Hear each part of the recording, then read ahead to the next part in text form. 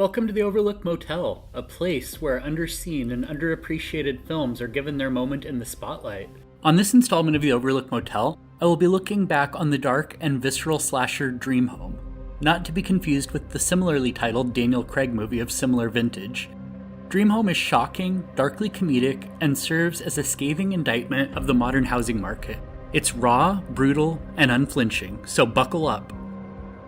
Chang Lai is a woman on a mission.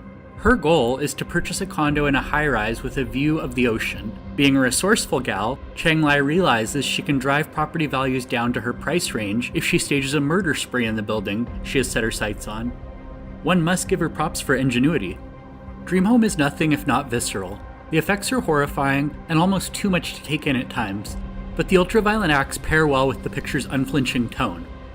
The violence is so relentless that I start to feel like an unwilling participant in the chaos unfolding on screen, and that only adds to the intensity of the experience. The vicious nature of the film really gets under my skin.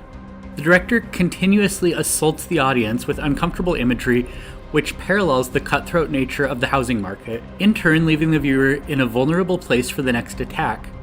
Watching the film is meant to be uncomfortable, but not simply for the sake of being gritty and subversive. This flick is as effective as it is because of the way it's likely to make the audience feel. It leaves me wrecked every time I watch it, and it stays with me long after the credits roll.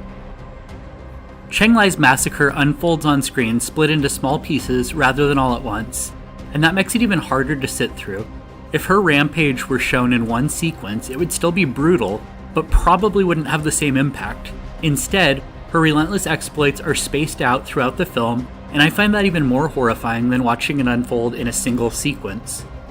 When combined with a timeline that jumps back and forth, the effect is dizzying and likely to keep the viewer squarely off balance, which is right where the director wants us.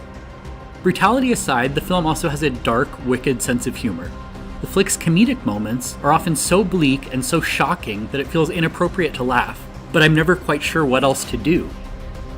Dream Home serves up great performances across the board, but the real standout effort is Josie Ho as Chang Lai. There's a duality to the way she brings the character to life.